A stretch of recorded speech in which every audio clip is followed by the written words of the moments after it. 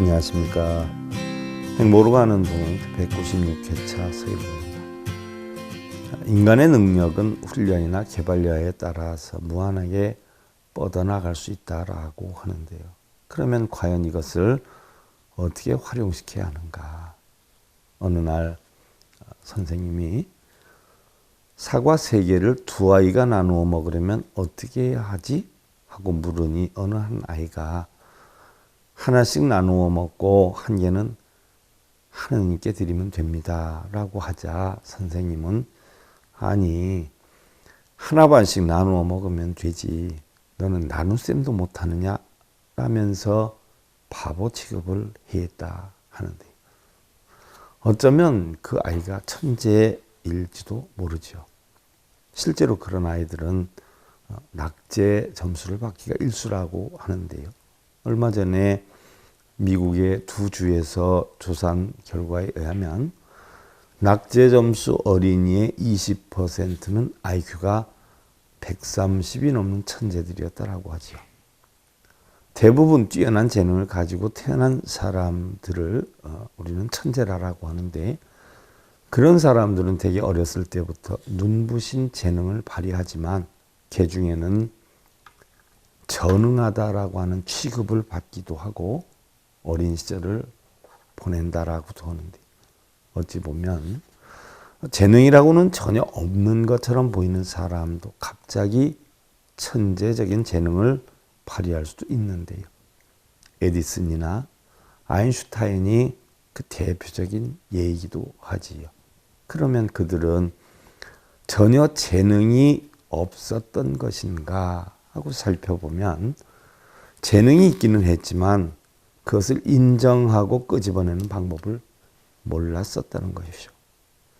만약 당신이나 당신의 자식이 그런 경우라면 과연 얼마나 애석한 일이 아니겠는가라고 해있는데 옛날에 조지 워싱턴의 아버지는요. 아들에게 종교적인 심성을 길러주기 위해서 워싱턴이다라고 하는 글자 모양으로 꽃씨를 뿌렸다라고 하죠.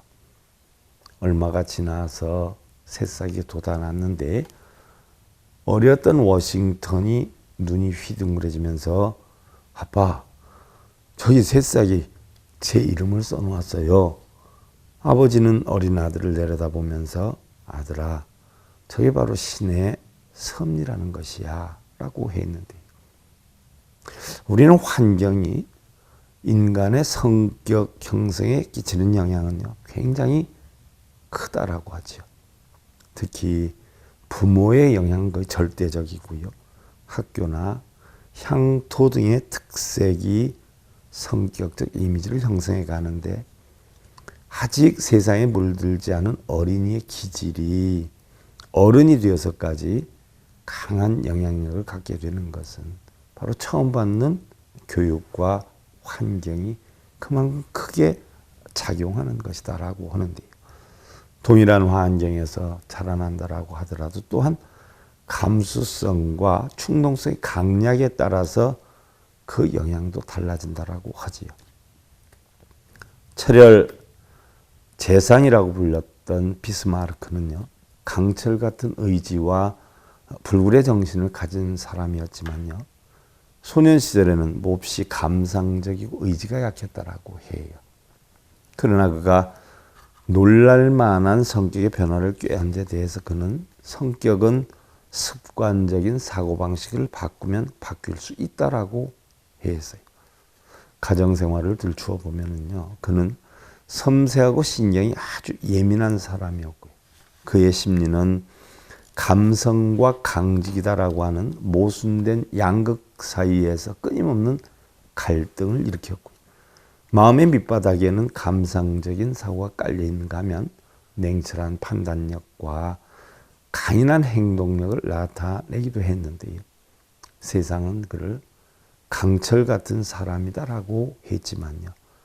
그의 부인은 그에게 감상주의자라고 했죠. 그러면 그는 어떻게 해서 그러한 의지력과 행동력을 가질 수 있었을까? 그는 진부하고 어두운 성격을 버리고 전진적이고 밝은 생각을 끊임없이 습관화를 해서 자기 개조에 성공을 했다는 것이죠. 그러고 보면 우리 역시 생산적이고 또 밝은 생각을 끊임없이 자신의 잠재의식에 다짐을 시킨다면 우리 역시 강인한 의지로 현실에 나타날 수 있게 될 것이죠. 자, 다음 시간에 살펴보기로 하고요. 행복으로 가는 동행 제196회차 서길봉이었습니다. 행복으로 가는 징검다리에 서길봉 스님이 여러분들을 초대합니다. SIB 불교교육대학에서는 더 듣다, 생활 속의 천수경, 달마대사 성관법, 현대생활 불교 법요지,